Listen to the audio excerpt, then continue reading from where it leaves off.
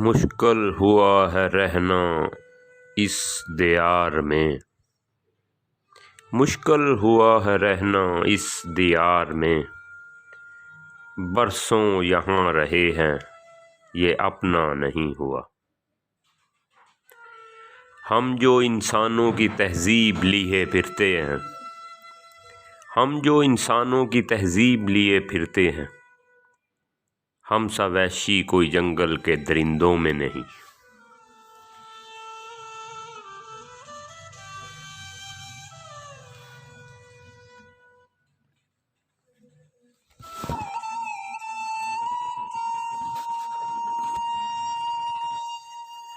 Right focus ہے معیار، خود پر فوکس ہے، باطن پر توجہ ہے تو تم سے گناہ ہوگا ہی نہیں۔ دوسرے پر فوکس ہے تو دوسرے پر توجہ ہے تو تمہارا ہر ایکشن بدی ہے۔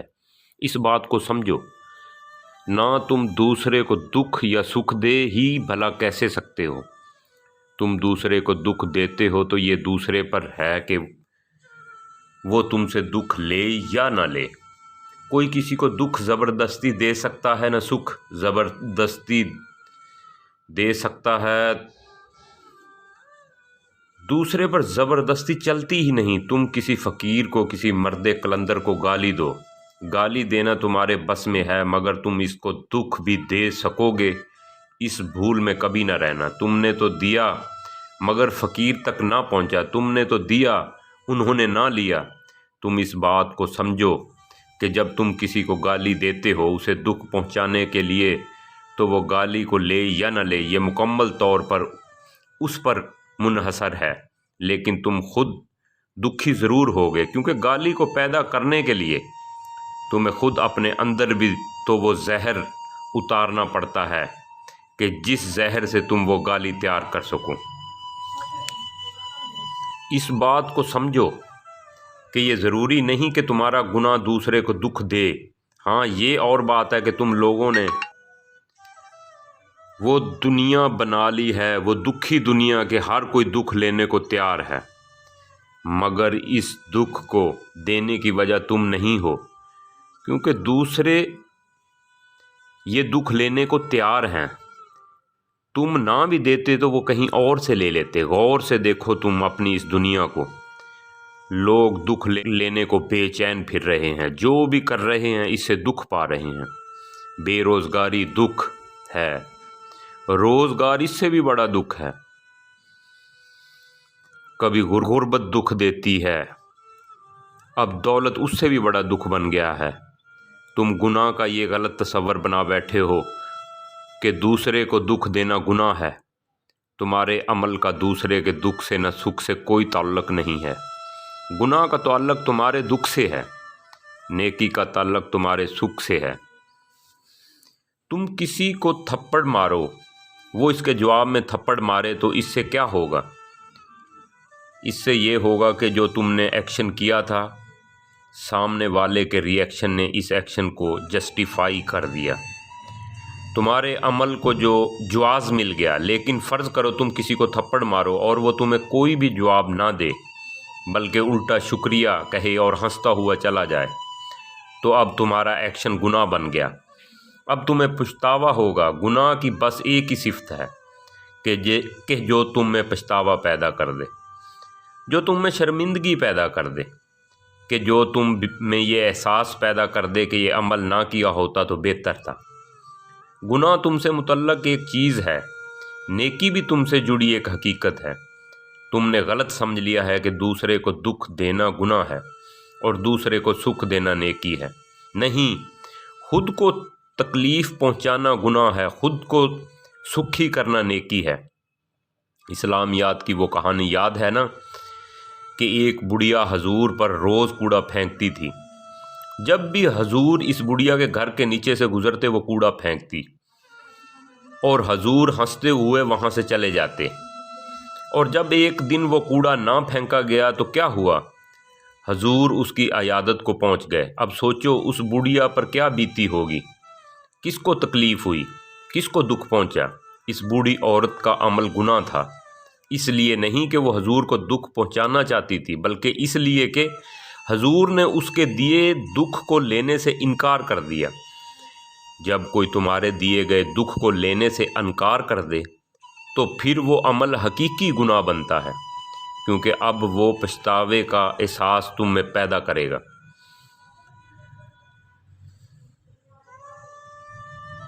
سوچو نا، تم کسی کو گالی دو اور اگلا گالی کا جواب ہی نہ دے بلکہ مسکرا کر چلا جائے تو کون دکھی ہوگا، کون پچھتائے گا؟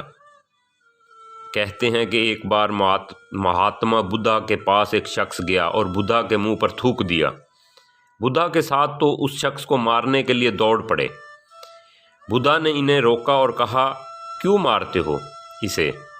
یہ کچھ کہنا چاہتا ہے، اور جو یہ کہنا چاہتا ہے وہ اتنا شدید ہے کہ لفظوں میں وہ بیان نہیں کر سکتا، اسے جانے دو۔ وہ شخص چلا گیا۔ 2 دن تک وہ شخص احساس ندامت کی آگ میں جھلستا رہا اور آخر اس سے نہ رہا گیا، اور پھر وہ بدھا کے پاس گیا اور اس بار بھی جا کر اس نے کچھ کہا نہیں بلکہ بدھا کے گلے لگ گیا۔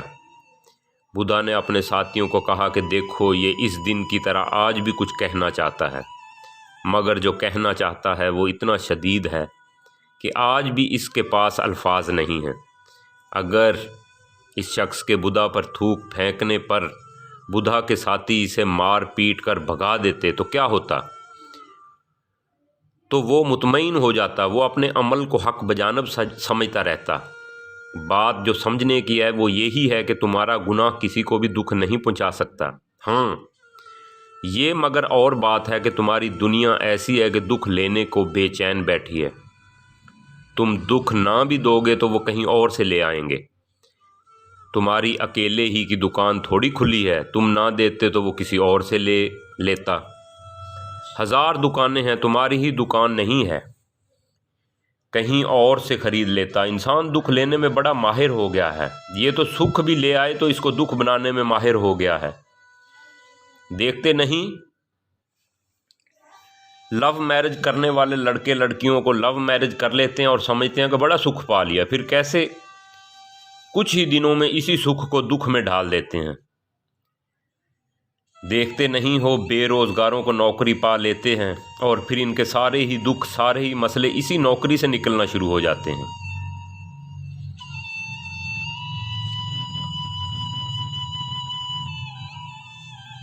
تو اس بات کو سمجھو کہ تمہاری گالی نہ ملتی تو لوگ کہیں اور سے گالی لے آتے، کہیں سے نہ ملتی تو خود کو گالیاں دینے لگ جاتے۔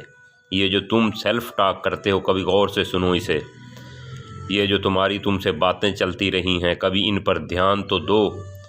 دوسروں کی باتوں سے بھی زیادہ دکھ تو یہی سیلف ٹاک دیتی ہے۔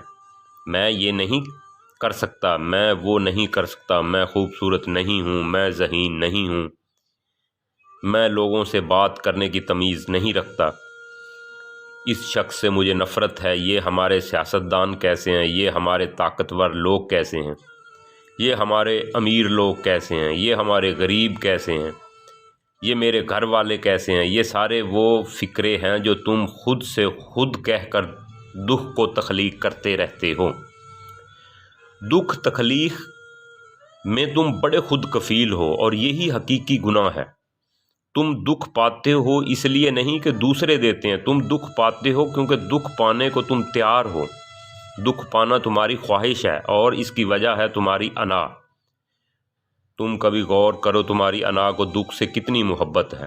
انا وہ بھوت ہے جو جیتی ہی دکھ پر ہے۔ تم نے کبھی دیکھا کہ جب تم دکھی ہوتے ہو اس وقت تمہاری انا کتنی مضبوط ہوتی ہے؟ ہر شخص سے نفرت ہو رہی ہوتی ہے، ہر کسی کا ایکشن تمہارے لیے گالی بن رہا ہوتا ہے، ہر بندہ تمہیں دشمن لگ رہا ہوتا ہے۔ اس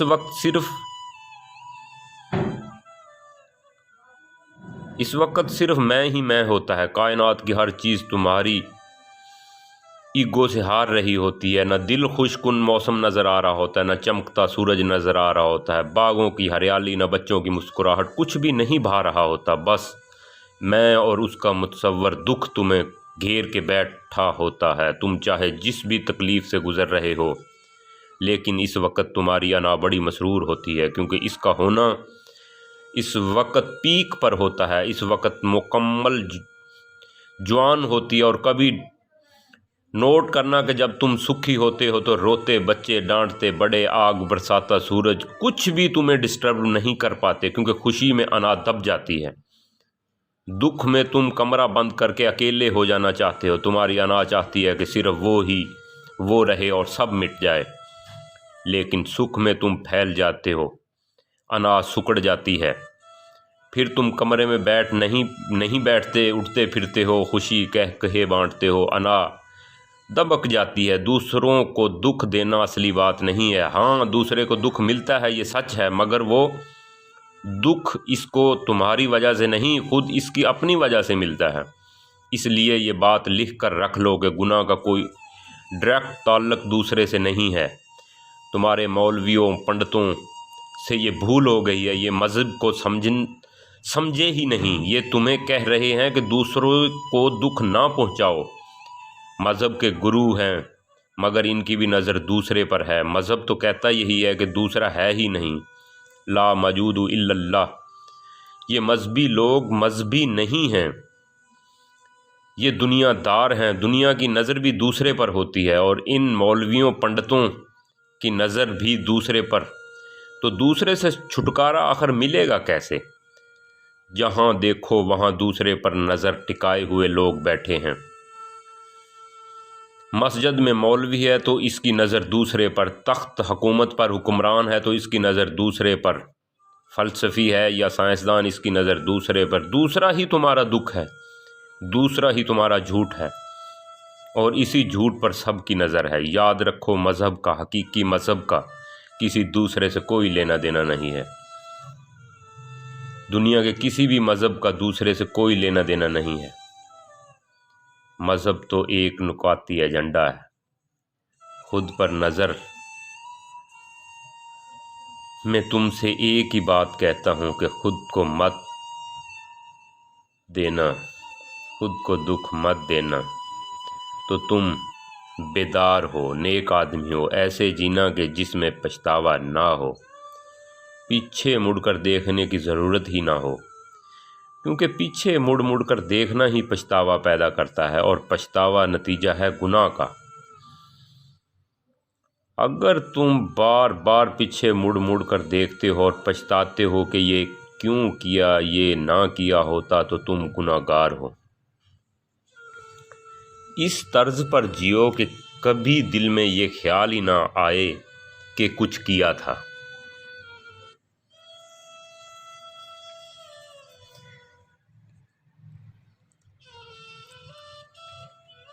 अगर तुम्हें पीछे मुड़कर देखने में डर लगने लगे, अपने ही माजी को सोचकर दुख और तकलीफ़ होने लगे, अपनी ही गुज़री ज़िंदगी से घबराहट होने लगे, अपना ही माजी बोझ बन जाए, अपने ही माजी सीने पर भारी पत्थर हो जाएं, अपने ही गुज़रे अय्याम गले का फंदा बन जाएं, तो समझना कि गुनाह किया है।